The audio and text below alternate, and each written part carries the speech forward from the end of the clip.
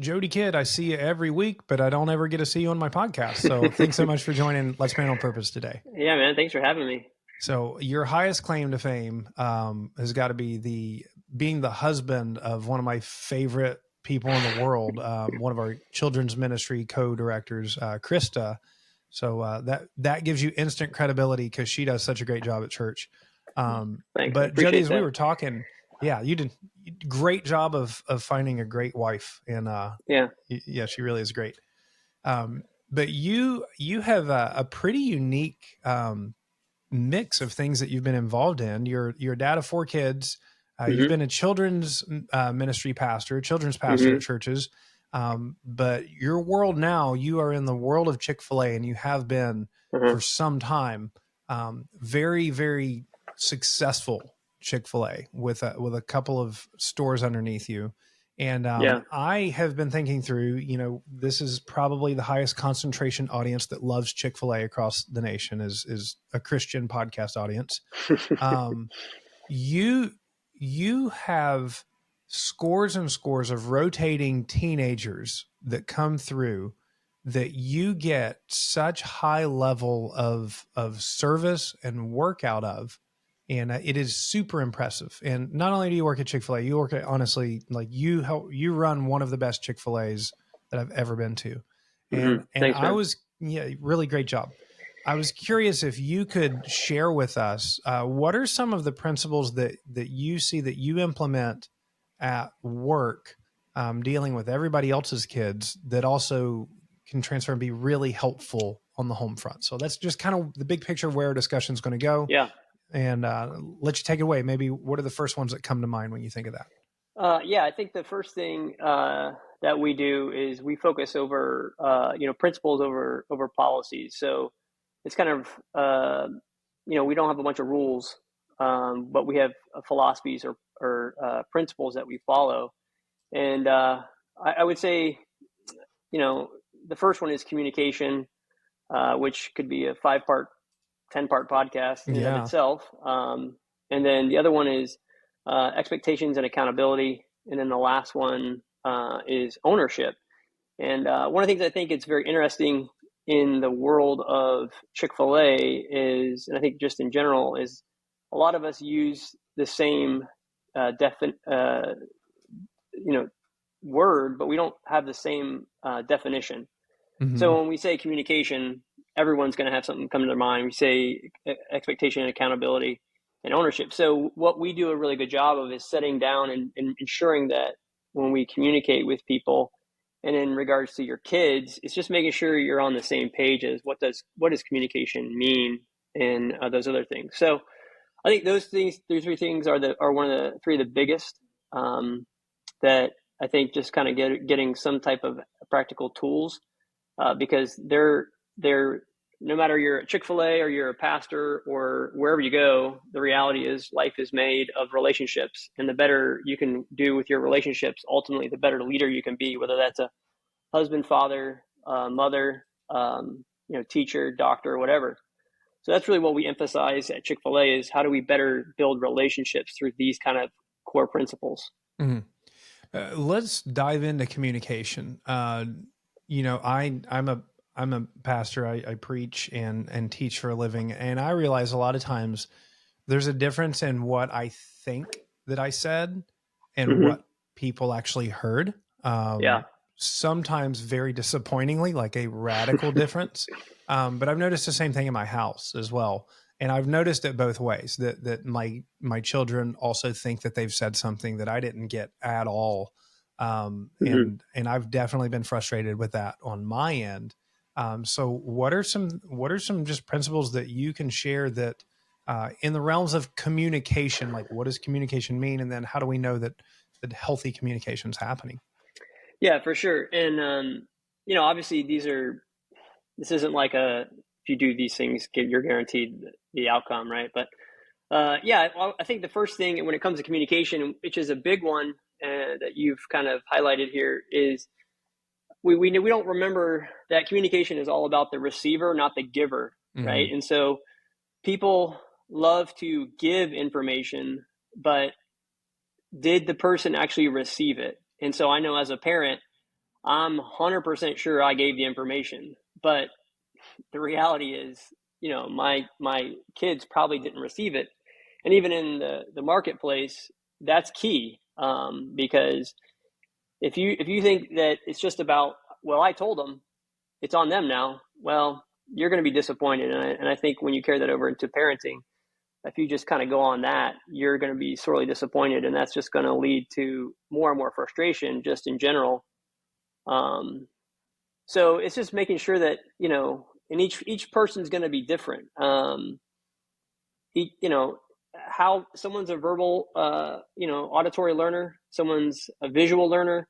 And so I think it's really making sure, how do you know that your child really received the information, is key, more than that you said it. And of course, how you say what you say is just as important, if not as important, as what you say. And I think that's often missed.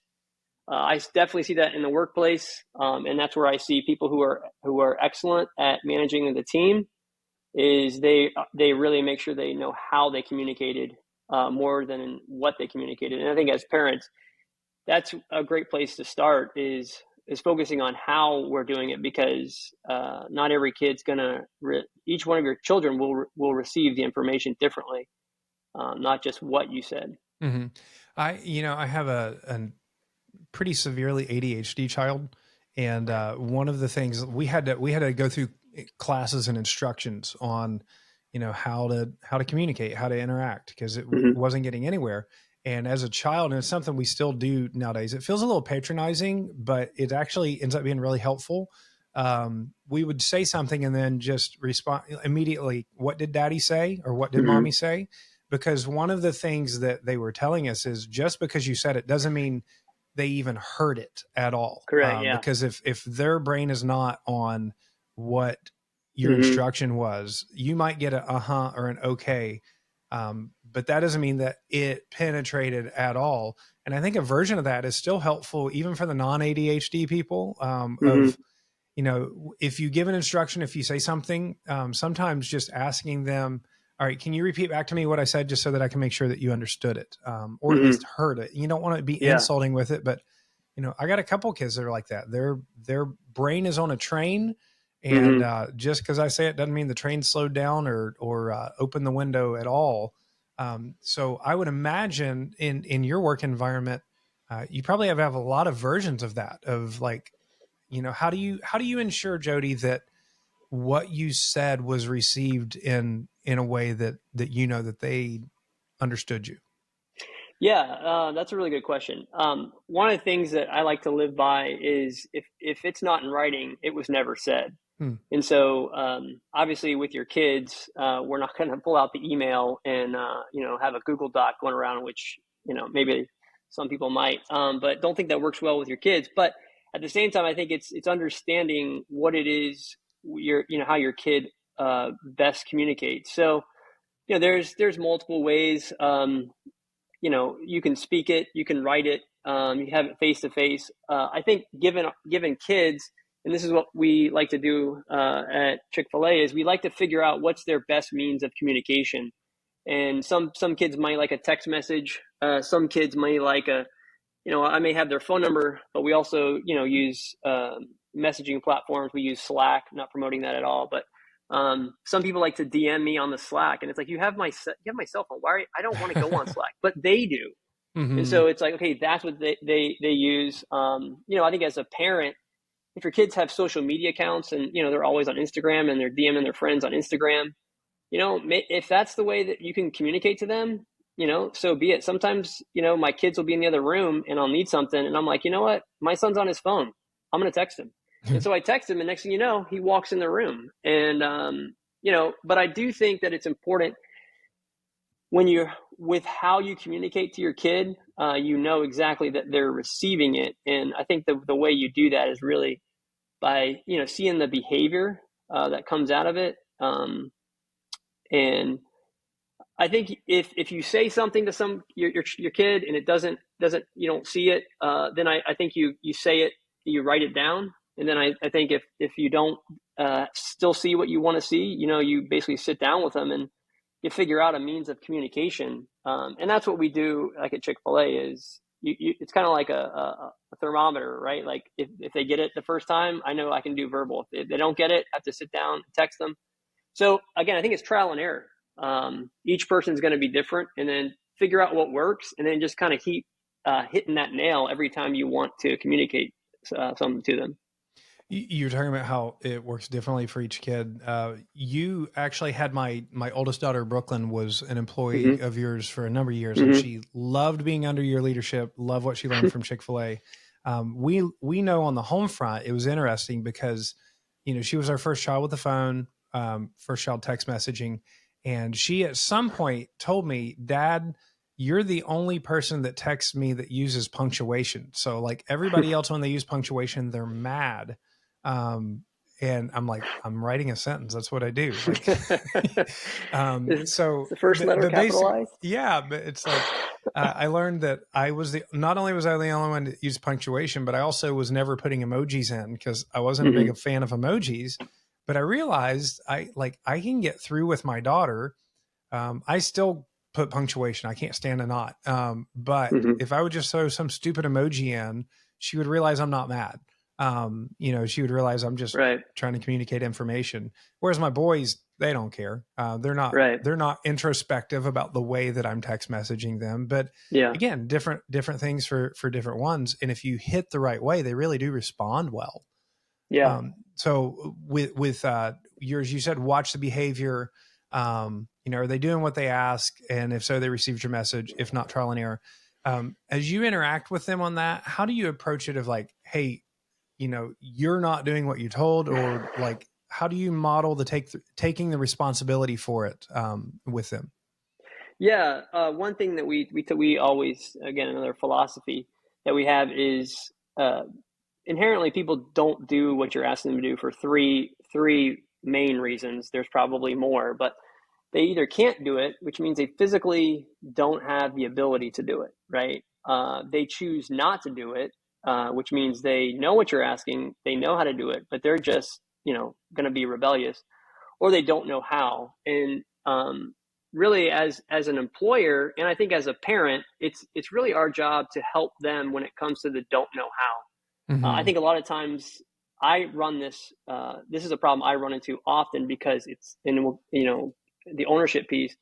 Is I realize that my kids aren't doing what I want them to do because they don't know how to do it, and I just assume they did. And so as a a kid who grew up in the 80s and 90s, you had to kind of cut your teeth, and there was a lot of things you had to do, and you had to learn the hard way. But nowadays, the kids are different, and so just assuming that a knife is sharp and you don't bring it towards you when you're washing the dishes with a dish rag, like I'm thinking that's common sense. But at the same time, unfortunately, technology is a great blessing, but it's a great curse. So with technology, they're busy thinking about something else. They're not, thinking what dishes are. I mean, dishwashers, my kids don't know what it's like not to have a dishwasher, but I grew up with washing dishes by hand. So I just assume they know how. And so I think that's the big thing is, most of the times I don't think your kids can't brush their teeth, right? I don't think your kids can't,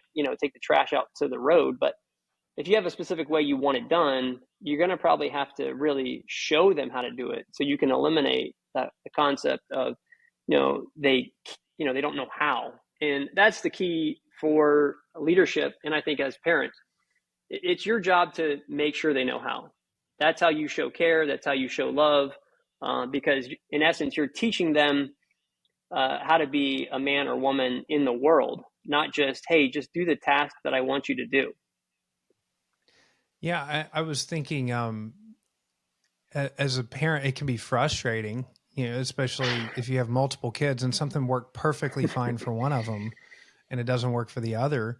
But it's also part of your view. Like, I know when you go to work, you got challenges that you face all the time, but you also go to work expecting there's going to be challenges, thinking, well, if it was easy, nobody would pay me to do this. It would automatically be done. So like I'm going knowing there's going to be challenges, And part of my job and part of the fun of my job is figuring out how to get over and get past these challenges. And I think sometimes just as a parent, if I'll take that attitude that, like, this is a fun puzzle, there's pieces of my children that are like puzzles, and, in the Lord, with the help of the Lord, I get to figure out this puzzle.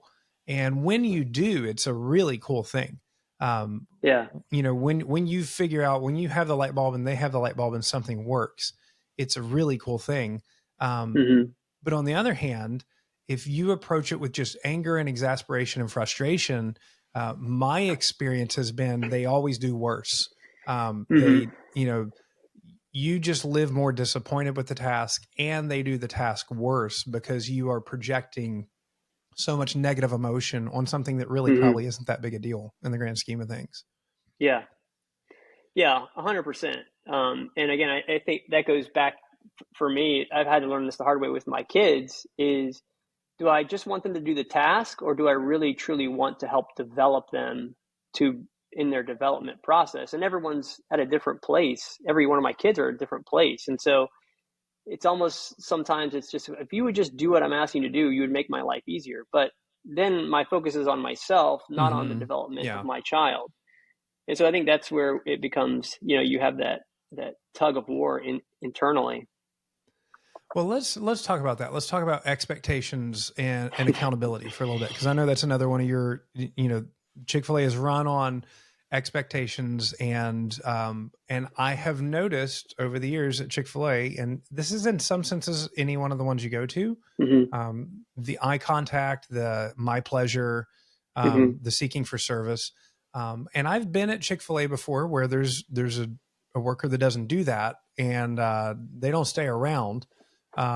So, we do know, we were joking beforehand, like, there's some things that don't apply at home because I can't fire my kids, and you're not going to pay your kids for everything that they do. Correct. But what have you learned about setting expectations and the importance of accountability with those expectations if you truly want to move in a direction? Yeah. So, we call it the accountability expectation equation. We like to call it 1 + 1 = 2. No matter what society might teach about absolutes, there are absolutes in the world. And so I think we have a tendency to err one way or another, right? So the expectation accountability equation goes like this: clear expectations plus timely accountability equals desired result. Now, that's not gospel truth. It's not like if you do it every time. But what tends to happen is two things will happen that don't fit in that equation, or that are not in line with that. So most of the time we'll set clear expectations, and we'll do a good job. We'll communicate it well, but we don't have timely accountability. And so we'll come back later and be like, hey, why aren't you doing this? Well, your kid's like, well, but you said it, but then you never really followed up. So I didn't really think it was important. And so in theory, you have a 1 + 0 doesn't equals 2, right? 1 + 0 = 1. And in those situations, when you set clear expectations, but you don't have timely accountability, the person feels neglected, right? Like they think it's important, but then you don't follow up. So, well, did they want me to do it? I don't remember. Mom said to take the trash out, but they never really got on me. So I don't, is this important? So they're like, oh, I guess it's not important. So they feel kind of neglected. The other one is, if you don't set clear expectations, or your expectations are really vague. I do this a lot as a parent. My expectations are vague, but, oh, buddy, you better guarantee my accountability is going to be timely. Well, then they just kind of feel beat up because they don't know exactly what to do. And I think that kind of goes back to the first one with communication. Did they really receive it, right? Like, did they receive what I really asked them to? And so I think oftentimes we as parents, we fall in one of those two. Either the expectation is clear, but there's not really a lot of accountability. And then we circle back around. We wonder why things aren't done because it's too long. Our kids have forgotten about it, or we're not really clear up front, but we're really strong on the accountability piece. Like we're really timely. And they're like, well, but you said take the trash out. I didn't know like all the way out to the road. Like you just said take the trash out, And so then they're like, oh, dude, I feel beat up. So I think it's important. And again, going back to, if my job is really to make sure this person knows how to do it, I'm really going to make sure I'm emphasizing, are my expectations clear? Meaning, did they receive my information? And then 2, I need to have timely accountability. A lot of people will say, well, I had accountability, but it's got to be timely. Like, everything is going to determine, or what it is you're asking them to do is going to determine what timely means. And so if it's something that, hey, can you, put this on the calendar? My son's 18, going to be a senior. And so we're talking about the calendar. Hey, can you put this on the calendar? Sure. Okay. If I don't give him a specific time frame of when it needs to be on the calendar, and then the next day I say, hey, where is this thing? What do you mean? I said, put it on the calendar. But, well, when did you say it? And it's like, well, the event's on Friday, you need to be. And so see, my accountability was timely, but it wasn't very specific. And so I think we get caught up in that as parents. We fall on one of those two sides. There's a guy, he wrote a book, It's Okay to Be the Boss. And he says that 80% of the time, people will do what you ask them to do if you have timely, clear expectations and timely accountability. And so I think as parents, I think that, again, like we just fall into one of those two camps. We either are super clear, but aren't timely, or we're not clear, but we're really timely. I think when we talk about accountability, one of the good things to remember is accountability is not just, and as a matter of fact, like, should not focus primarily on what they did not follow through on. Like, if you only bring up accountability when they didn't do what they were supposed to do, your kids are going to feel like they can't win. So again, if you told them to take out the trash and you were clear about how they did it, and then they did it, just a real quick, hey, thank you so much for doing that. I appreciate it.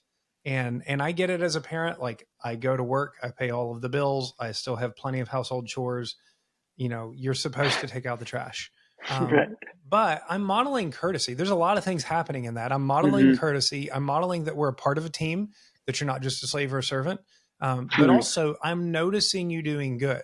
And so, if I only critique when you don't take out the trash, or like in my house, we have a dog. That dog has to be fed. That dog has to have water. That dog has to be walked multiple times a day. Yeah. And it turns out everybody loves the dog, except when there's, they have to do something for the dog. Yeah. And it's really, it takes almost no effort at all to just say, hey, thanks so much for walking the dog. It really means a lot. And, the truth is, they were going to have to walk the dog no matter what. But that positive, it's not like I'm going to give them a treat for walking the dog. I'm not paying them for walking the dog. You're supposed to walk the dog, but I can show my appreciation for them walking the dog. So just that remembrance, I think it's really important. Accountability is important when they don't do what they're supposed to do, but accountability is every bit as important when they do follow through, because what you feed will grow. And so, you feed that encouragement, it will grow. Yeah, and that's a really good point you bring up, Jay, because we one of the things we talk about is accountability is designed to either coach or congratulate. And again, I think a lot of times, correct or congratulate, because a lot of times we think accountability is, like you said, just correcting them. No, you've got to be on the same token. You got to congratulate, and I think that's where a lot of times, I know as a parent, I kind of go into this, well, I'll make sure my expectation is clear. I'm holding you accountable, and I'm going to correct you. But I miss the congratulations piece. Whereas when I'm at work, I see more fruit whenever I follow up on congratulating them, because, like you said, if I feed that, it's going to grow. And so I think that's a great point that you brought that up. Thanks. I'm here to bring up great points every once in a while. So at the very beginning, you said kind of your philosophy was built around communications, expectation, accountability, and ownership.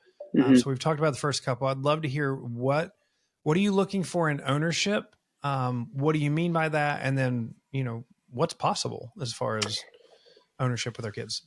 Yeah, I think this is a really hard topic to to be honest with yourself on. I came across this idea of ownership several years ago with Jocko Willink, the former Navy SEAL. Mm-hmm. He's big on extreme ownership, and he has another book called The Dichotomy of Leadership and many other things. But I love the first chapter of that book. He says, when things don't go the way you want them to go, where's the first place do you look? Do you look within, or do you look outside of yourself? Because you can't control anything outside of yourself. You can only control within. And I think a super convicting piece on this for me as a parent specifically, and even more and maybe on the same level as a leader in the restaurant, is it's super easy to just point the finger and say, well, if they had done this, this would have been different. But Jay, as you know, the world around you does not change when things change. The world around you changes when things change within you. Mm. And so as parents, is our heart really for our kids to learn, develop, and grow? Or is our heart for our kids like, I just don't want them to wear that. I just want them to get off the phone at this time. I just don't want them to be on social media. And it's like, okay, if that's what you want, is it because you want that, or it's because it's what's best for your kid? And I'm not saying like, you should let your kid wear whatever it wants, and social media is, not bad, anything like that. But I think that when you ask those questions, hey, what is it something I could have done differently? Because oftentimes we have this confirmation bias about our kids, and I get caught in this all the time. When they don't do what I want them to do, I absolutely know the reason why they're doing that. When my daughter walks out, oh, I know why she's wearing that. And it's like, do I really? Because I probably don't. And so that's the first thing when it comes to ownership is you want to look within and ask yourself these questions because you can't control outside of yourself. You can only control what's happening inside of yourself. And that's when it carries over into the restaurant. As leaders develop, Brooklyn's a great example. The more she would start asking herself, what could I do different? How can I better communicate? How can I better set expectations and hold people and have more time and accountability? What can I do different? One, it gives you something that's controllable that you can control. And two, it's ultimately going to change whatever is happening around you with your kid, because your focus is no longer on whatever your confirmation bias it might be. And your focus is no longer on, they're just doing it because they don't want to obey me. But it really takes that focus onto yourself and what you can do. One of the statements that I've used with students and try to use it with my kids. I try not to overly preach the same things to my kids that I'm preaching at them in youth group, but some of them are really good. And one of the ones that we've tried to state when I've done leadership stuff with students at church, something doesn't have to be your fault to be your responsibility. 100%, 100%. And like, we are in a world, and I think, sadly from like the peak of political leadership in our country, no matter who's in office, all the way down, everybody's looking at, well, whose fault is this? Whose fault is this? Whose fault is this? And ultimately, especially if I want to be like Christ, I'm not looking for fault. I'm looking to see what can I do. And so, there's a spill on the ground. Well, I didn't do it. Okay. But can you clean it? Yeah. And like, can you clean it without being asked? This is, in a home, this is the communal house that we all live in and we all benefit when it's kept well and it's in the best shape possible. I want to invite your friends over. I want them to feel happy and loved here, but I need you to be on board. I need you to feel like this is your house too, that you will help take responsibility for this stuff. And I know it's not your fault, but we can't figure out whose fault it is. Can you just do it? And, I think that's been such a helpful thing in me, because it also takes you out of victim mode when that happens. Is like, okay, well, I was abused. Okay, it wasn't my fault, but it's my responsibility to move past that and not be a victim the rest of my life. I was in an accident that wasn't my fault. Okay, not my fault, but if I want to get well, if I want to get healthy, I'm going to have to be the one to put in the work. And when you can have that shift, you can do it without bitterness, I think. And so, that's what we want. Is we don't want slaves. We want productive people. And how do you see that carry over in your worlds? Yeah, so we call that the fault responsibility matrix. And that's where when I see yeah, come up with some weird names. But that's where like I see when I can and when it comes to leadership and people in the restaurant, when I see a leader truly understand that and grasp that, like it takes the roof off their potential, because as human beings, we're so concerned about it being our fault. And so the saying is true, success is paved by the path of failure. Well, you're going to have to fail. Mm-hmm. And so if you start to think like life is a test, and everything you do is like win or lose, well, you start to become very hesitant because you don't want things to be your fault, which ultimately they just stop taking responsibility because they think fault and responsibility are ultimately the same thing, and they are fundamentally not, right? And so I think as parents, it's very easy for us to think if my kid is doing certain things, it must be my fault as a parent, right? And it's like, and so you got to change their behavior, because as soon as their behavior change, it looks like you know what you're doing as a parent. So therefore you feel, oh, I'll take responsibility for that. And I think this past Sunday, you did a phenomenal job. This is not a plug to listen to your sermon, but you did a great job explaining that, and I think as parents, it's my responsibility, or as a leader in the restaurant, it's my responsibility for the outcome of this child. It's my responsibility for the outcome of, this leader. But if they make bad decisions, that's not my fault, because I'm not the one doing it. They are. It's their fault that they made a bad decision. And so, but ownership isn't saying I'm failing as a parent. Ownership is saying, hey, I see something that isn't playing out the way I want it to. I'll take the responsibility of what do I need to do to help make it better. And I think as parents, it's really difficult. We want to sit there and I raised them better than that. Okay, but they have to live their life. Right. And so I think as parents, really, what does ownership look like for us? It really is about, honestly, if as a believer, it's honestly praying and asking God, what could you have me do in this circumstance? What is it that, how would you, what are some things in my own heart that I need to change to, and again, a child is not a reflection of you as a person. You feel, I think I could be wrong. Don't, maybe delete this out of the podcast, but Job was a righteous guy, but his kids were terrible. Right. And so it's like, well, what happened there? And so, but it's not like Job didn't take responsibility for his family. And so I think that's a key concept, specifically as parents, is we just don't want to be, that's my fault. That's why they grew up the way they did. And next thing you know, you're beating yourself up over something that you don't need to. And therefore, when you start to do that, you don't want to take ownership. Yeah. Yeah.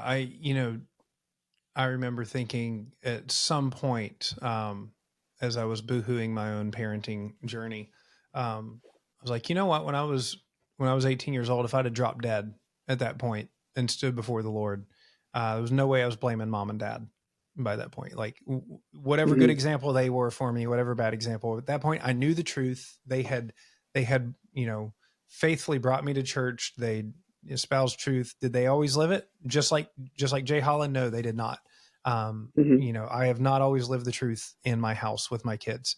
But by the time I was even 18 years old, even though I had a lot of idiocy still in me, if I had dropped dead at that point, I knew there was no way, whatever foolish thing I was involved in, I wasn't going to get a stand before God and say, well, it's mom and dad's fault because they didn't do this or they did that or anything. I was like, it's on me.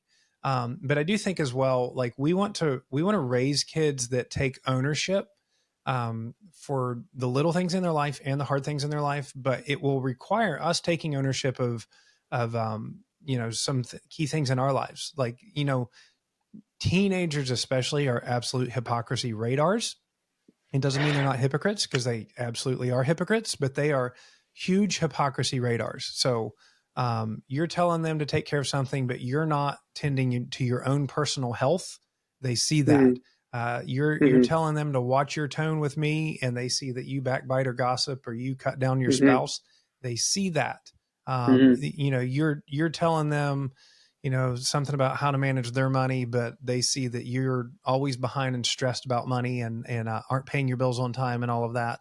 They see that, and you just lose credibility. But at the same time, I remember it was, and I'll tell you, like, at this point, I don't follow Andy Stanley for his theology. I don't follow Andy Stanley at all at this point, but he does have some really wise things that he said. And one of those, he was talking about, parent, like when what kids ultimately think of parents as they grow up tends to have very little to do with their parenting style or any specific thing they said.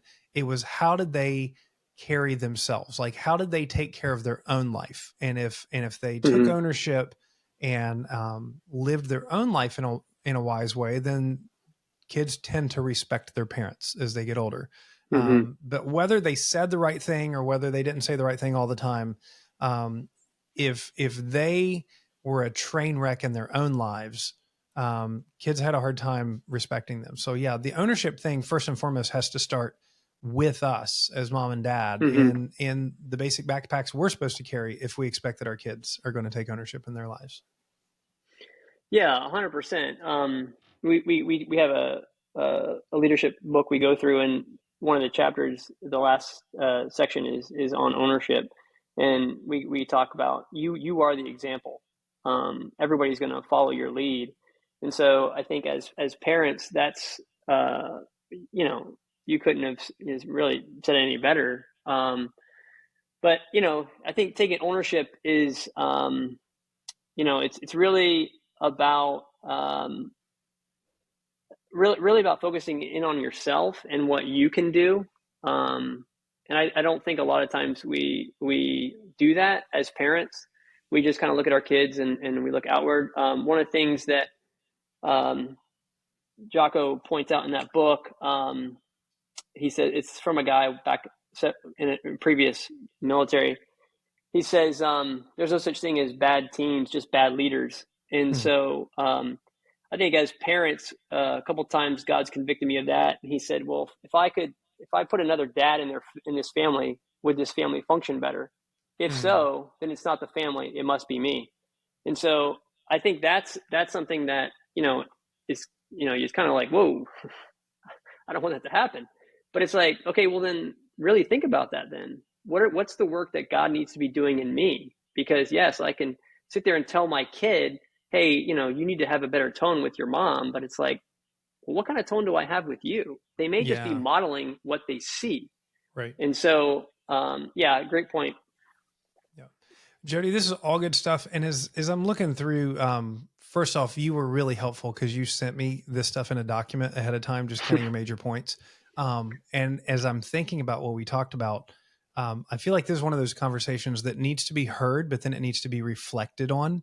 It's not like you're going to hear it and then immediately change and do it. So one of the things I'm going to do, Jody, is, if you don't mind, what you sent me, unless this is like proprietary, top secret Chick-fil-A information, at which point I'll destroy it. But otherwise, we try to produce a discussion guide with our conversations. And so I'd like to put this out, and I'll put a couple questions at the end of each of these points, just for you as a mom and dad to reflect through. As you heard this, maybe some stuff struck you, but you can't remember exactly what Jody said. So I'll put this in the show notes to the and so you'll have the points that he gave, kind of the sub points of them, and also a couple key questions that'll go along with them. And I think that'll be really helpful for people. 100%. Yeah. So, okay.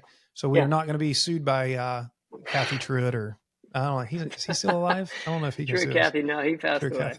Kathy Truitt. So. All right. And Jody, thank you so much. I appreciate it. It's been a real joy to have you on, and I look forward to going home and implementing Chick-fil-A policies and procedures upon my children this afternoon. Well, thanks, man. I really appreciate being on have this opportunity.